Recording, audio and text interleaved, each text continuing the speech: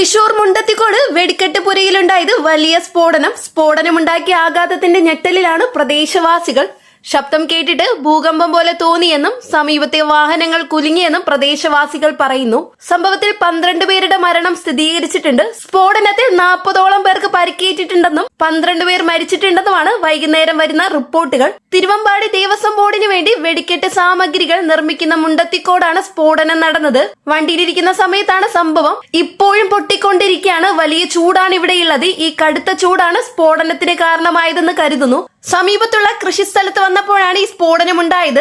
പിന്നാലെ വാഹനം ശരിക്കും കുലുങ്ങി. വാഹനത്തിൽ നിന്നും ഇറക്കാൻ നിൽക്കുമ്പോഴാണ് ഇതുണ്ടായത്. വണ്ടി ശരിക്കും കുലുങ്ങുകയാണ്. ഒരു ഫോർച്യൂണർ വണ്ടി കുലുക്കുക എന്ന് പറഞ്ഞാൽ എത്രമാത്രം ഭയാനകമാണെന്ന് അറിയാലോ.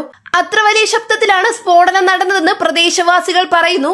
സമീപത്തുള്ള വീട്ടിൽ നിൽക്കുമ്പോൾ വലിയ മുഴക്കം കേട്ടെന്നും ഭൂകമ്പം ഉണ്ടായതുപോലെയാണ് തോന്നിയതെന്നും മറ്റൊരു പ്രദേശവാസി പറയുന്നു. ഫയർഫോഴ്സിന് പോലും സ്ഥലത്ത് പോകാൻ സാധിക്കുന്നില്ല.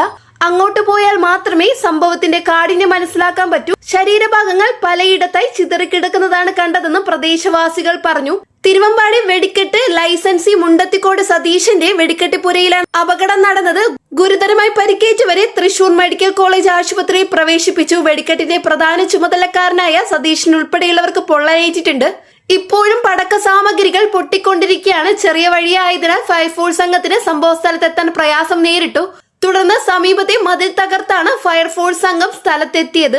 മുണ്ടത്തിക്കോട് സ്ഫോടനത്തിൽ മജിസ്റ്റീരിയൽ അന്വേഷണത്തിന് ഉത്തരവിട്ടു. അന്വേഷണം നടത്തി റിപ്പോർട്ട് സമർപ്പിക്കാൻ RDOയ്ക്ക് നിർദ്ദേശം നൽകി. സ്ഫോടനം നടന്ന പ്രദേശത്ത് രക്ഷാപ്രവർത്തനം പുരോഗമിക്കുന്നതായും അഗ്നിരക്ഷാ സേനയ്ക്ക് ആവശ്യമായ എല്ലാ സഹായങ്ങളും ജില്ലാ ഭരണകൂടം ഒരുക്കുന്നതായും തൃശൂർ ജില്ലാ കളക്ടർ ശിഖ സുരേന്ദ്രൻ അറിയിച്ചു.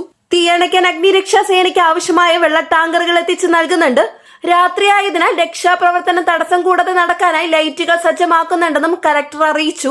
ജില്ലയിലെ ആശുപത്രികൾക്ക് സജ്ജമാക്കാൻ നിർദ്ദേശം നൽകിയിട്ടുണ്ട്. സ്ഥിതിഗതികൾ തൃശൂർ മെഡിക്കൽ കോളേജിൽ നിയന്ത്രിക്കാവുന്ന നിലയിലാണ്. ഏകദേശം 30-നും 40-നും ഇടയിലെ ആളുകൾ വെടിക്കെട്ട് പുരയിൽ ജോലി ചെയ്തിരുന്നുവെന്നാണ് വിവരം. 23 വരെ തൃശൂർ മെഡിക്കൽ കോളേജിൽ എത്തിച്ചിട്ടുണ്ട്. സ്ഥലത്ത് ആരെങ്കിലും കുടുങ്ങിക്കിടക്കുന്നുണ്ടെങ്കിൽ പുറത്തെത്തിക്കേണ്ടതാണ് പ്രാഥമിക ദൗത്യം. 4 പേരാണ് രക്ഷപ്പെട്ടതെന്നാണ് വിലയിരുത്തൽ. ജില്ലാ കളക്ടർ വ്യക്തമാക്കി. തൃശൂർ പൂരത്തിന്റെ ഭാഗമായി തയ്യാറാക്കിയ തിരുവമ്പാടി വിഭാഗത്തിന് വെടിക്കെട്ട് പുരയിലാണ് സ്ഫോടനമുണ്ടായത്.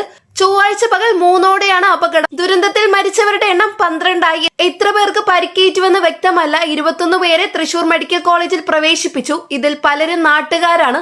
മുണ്ടത്തിക്കോട് പാടത്ത് ചൊവ്വ പകൽ 2:30ഓടെയാണ് വെടിക്കെട്ട് പുരയ്ക്ക് തീപിടിച്ചത്. മണിക്കൂറുകൾ പിന്നിട്ടും തീയണയ്ക്കാനായിട്ടില്ല. പൊട്ടിത്തെറി തുടരുകയാണ്. അപകട കാരണം വ്യക്തമല്ല. കടുത്ത ചൂടാണ് അപകടത്തിന് വഴിവെച്ചതെന്ന് പ്രാഥമിക നിഗമനം.